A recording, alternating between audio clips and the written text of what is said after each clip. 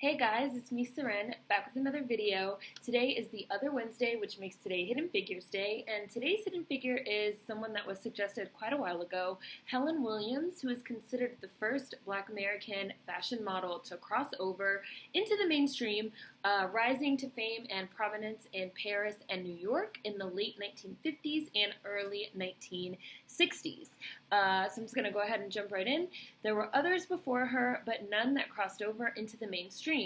In 1950s America, Helen Williams became the first Black female fashion model to do just that.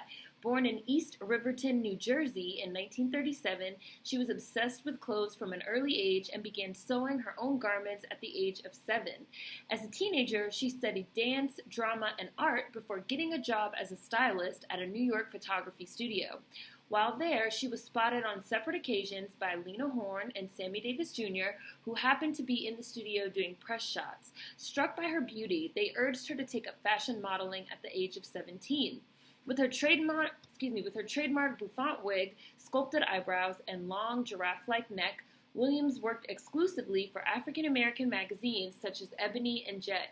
These early years were tough, as not only did beauty's apartheid system exclude all non-white models from mainstream fashion, but within the African-American modeling scene itself, the girls were required to be light-skinned, just like the African-American chorus girls of the 1920s.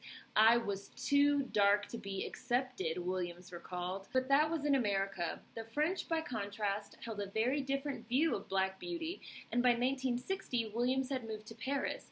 "Over there, I was la belle américaine," she said proudly, and she modeled in the famous ateliers of fashion designers like Christian Dior. By the end of her tenure, she was making a staggering $7,500 a year, working part-time, and had received 3 marriage proposals from her French admirers, one of whom kissed her feet and murmured, "I worship the ground you walk on, mademoiselle." After Paris, Williams returned to America, where things had not changed for dark-skinned African-American models. While searching for a new agent in New York City, she once waited 2 hours in the reception of one agency, only to be told that they had one Black model already, thanks. But Williams' never-say-no attitude meant that she would not take no for an answer. "I was pushy and positive," she said. Undeterred at being rejected, the young beauty took her case to the press, and influential journalists took up her cause, drawing attention to beauty's continuing exclusion of Black fashion models. This opened things up for Williams, who was then booked for a flurry of ads for brands such as Budweiser, Lumtogs, and Modeste, which crossed over for the first time into the mainstream press in titles such as the New York Times, Life, and Red Book.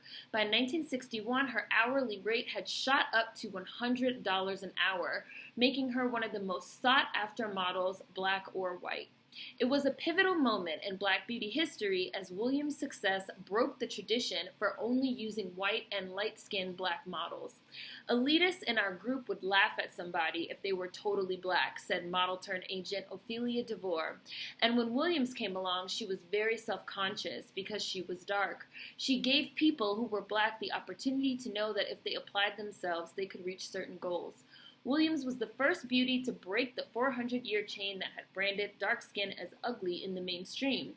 The same dark skin that was rendered second class suddenly became beautiful. Helen Williams. I didn't figure. I had never heard of her, and I'm into fashion. Like I said, she was suggested quite a while ago, and I've been meaning to do her. And Helen Williams, I didn't figure. Links in the description box. Peace.